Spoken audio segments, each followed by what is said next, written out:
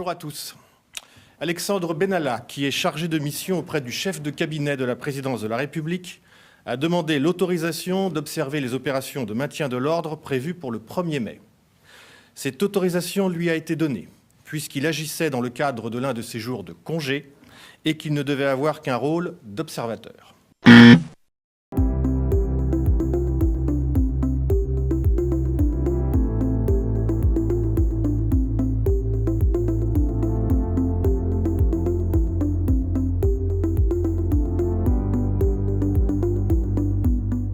Cette autorisation n'existait pas, clairement, puisque si elle existait, elle n'aurait pu émaner que du préfet de police, lequel clairement n'a jamais été ni sollicité pour obtenir une telle autorisation, ni est intervenu de quelque manière que ce soit pour la donner. Bien évidemment, chaque directeur est informé par le cabinet du préfet de l'existence d'une autorisation.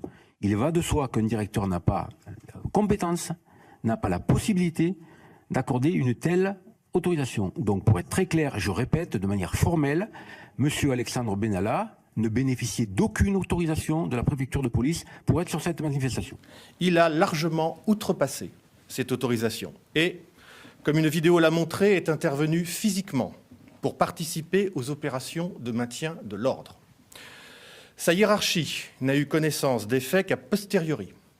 Il a été immédiatement convoqué par le directeur de cabinet du président qui lui a notifié une sanction disciplinaire.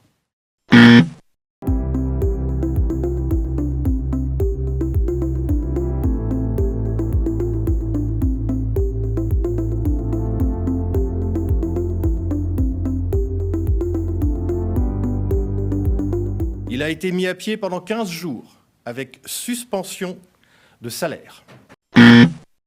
Monsieur Benalla a touché pour le mois de mai son salaire intégral. En revanche, les 15 jours de suspension se feront l'objet d'une retenue sur les droits à congé qu'il avait en reliquat au titre de l'année 2017. Il a été démis de ses fonctions en matière d'organisation de la sécurité des déplacements du président.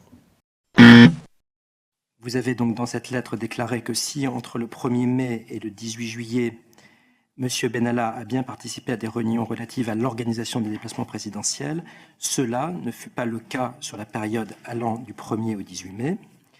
Et cette déclaration écrite nous indiquait donc bien que M. Benalla avait participé à des réunions relatives à l'organisation des déplacements présidentiels entre le 19 mai et le 18 juillet. Et c'est ce que vous venez de compléter à l'instant en évoquant des réunions relatives à la préparation du déplacement du président de la République pour la cérémonie du 14 juillet, à la réunion du déplacement du président de la République pour la cérémonie relative à Madame Veil, ainsi qu'à la réunion relative à la Coupe de France.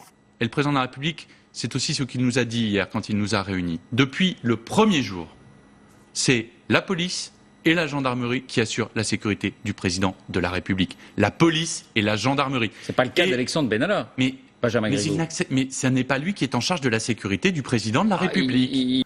Cette sanction vient punir un comportement inacceptable et lui a été notifiée comme un dernier avertissement avant licenciement. Cette sanction est la plus grave jamais prononcée contre un chargé de mission travaillant à l'Élysée. Monsieur Alexandre Benalla était accompagné ce jour-là et dans les mêmes conditions de monsieur Vincent Kras. Ce gendarme réserviste, par ailleurs employé de La République En Marche, était très ponctuellement mobilisé, comme d'autres réservistes, par le commandement militaire de la présidence de la République.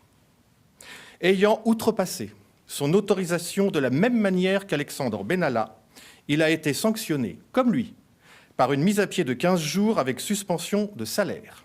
Il a été également mis fin à toute collaboration entre lui et la présidence de la République.